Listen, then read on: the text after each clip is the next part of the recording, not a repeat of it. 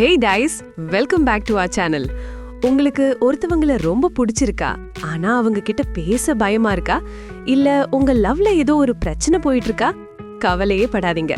இன்னைக்கு வீடியோல மேனிஃபெஸ்டேஷன் மூலமா உங்க லவ்வை எப்படி சக்சஸ் பண்றதுன்னு ரொம்ப சிம்பிளா பார்க்க போறோம்.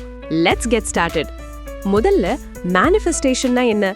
சிம்பிளா சொல்லணும்னா, நம்ம எதை ஆழமா நம்புறோமோ அதுவே நம்ம லைஃப்ல நடக்கும். இத லா ஆஃப் அட்ராக்ஷன் அப்படின்னு சொல்லுவாங்க. சரி, இத லவ்ல எப்படி அப்ளை பண்றதுன்னு பார்க்கலாம். ஸ்டெப் 1, உங்களுக்கு எப்படிப்பட்ட பார்ட்னர் வேணும், இல்ல நீங்க விரும்புற பர்சன் கூட உங்க லைஃப் எப்படி இருக்கணும்னு தெளிவா முடிவு பண்ணுங்க. எனக்கு ஒரு நல்ல லவர் வேணும்னு மொட்டையா சொல்லாம, அவங்க உங்ககிட்ட எப்படி நடந்துக்கணும், அவங்க குணம் எப்படி இருக்கணும்னு மனசுல ஃபிக்ஸ் பண்ணுங்க. இன்னும் கொஞ்சம் புரியுற மாதிரி சொல்லணும்னா, இப்போ நீங்க ஒரு ஹோட்டலுக்கு போறீங்க. அங்க போய் சர்வர் கிட்ட எனக்கு பசிக்குது, ஏதாவது சாப்பாடு கொடுங்கன்னு கேட்டா அவங்களுக்கு என்ன கொண்டு வரதுன்னு தெரியாது. ஆனா அதுவே எனக்கு காரமா ஒரு சிக்கன் பிரியாணி கொடுங்கன்னு தெளிவா கேட்டீங்கன்னா உடனே வந்துரும்ல.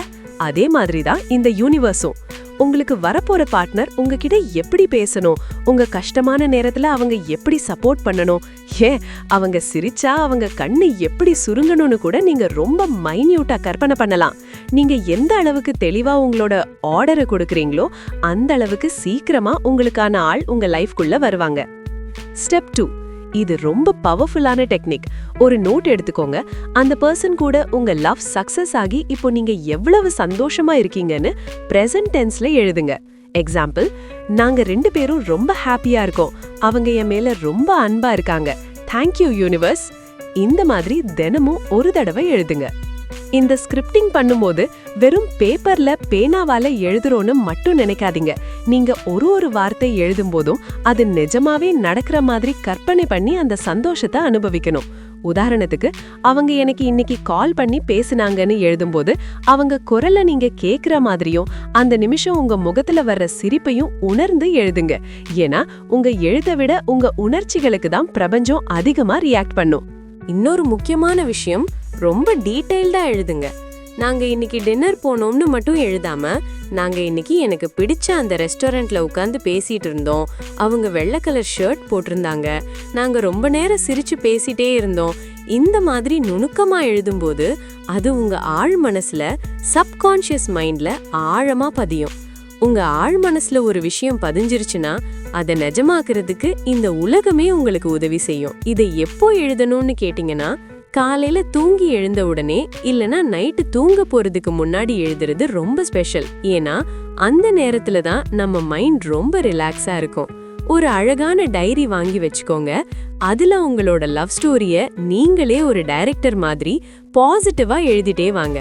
கொஞ்ச நாள்ல உங்க ஸ்கிரிப்ட்ல இருக்கிற விஷயங்கள் உங்க ரியல் லைஃப்ல நடக்கிறத நீங்களே பாப்பீங்க. ஸ்டெப் 3, இதுதான் ரொம்ப முக்கியம்.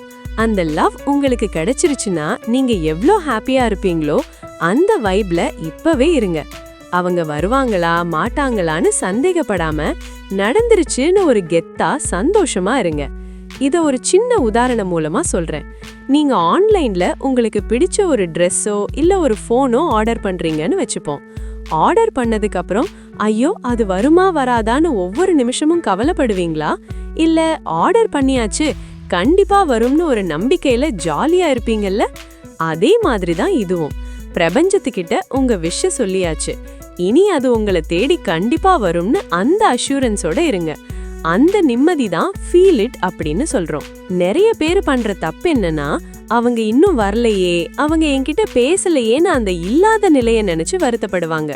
நீங்க எப்போ கவலைப்படுறீங்களோ அப்போ நீங்க அந்த லவ்வை உங்களை விட்டு தள்ளி வைக்கிறீங்கன்னு அர்த்தம். அதுக்கு பதிலா அவங்க கூட இருக்கும்போது உங்களுக்கு கிடைக்கிற அந்த பாதுகாப்பு, அந்த சந்தோஷம், அந்த சிரிப்பு, இதையெல்லாம் இப்பவே உங்க மனசுக்குள்ள கொண்டு வாங்க. நீங்க எப்போ ஒரு ஹாப்பி சோலா மாறுறீங்களோ அப்போ ஒரு காந்த மாதிரி அந்த லவ்வை உங்ககிட்ட ஈர்ப்பீங்க. சந்தேகம் அப்படிங்கிறது மேனிஃபெஸ்டேஷனோட மிகப்பெரிய எதிரி. ஒருவேளை நடக்காம போயிட்டா அப்படிங்கிற ஒரு சின்ன யோசனை கூட நீங்க இவ்ளோ நேரம் பண்ண ப்ராசஸை தடுத்துடும். அதனால உங்க மனசுல எப்பவாவது சந்தேகம் வந்தா உடனே ஒரு நிமிஷம் கண்ணை மூடி அவங்க கூட நீங்க ஹாப்பியா இருக்கிற மாதிரி ஒரு சீனை கற்பனை பண்ணி பாருங்க. அந்த பாசிட்டிவ் எனர்ஜி உங்க சந்தேகத்தை காணாம போக செஞ்சிடும்.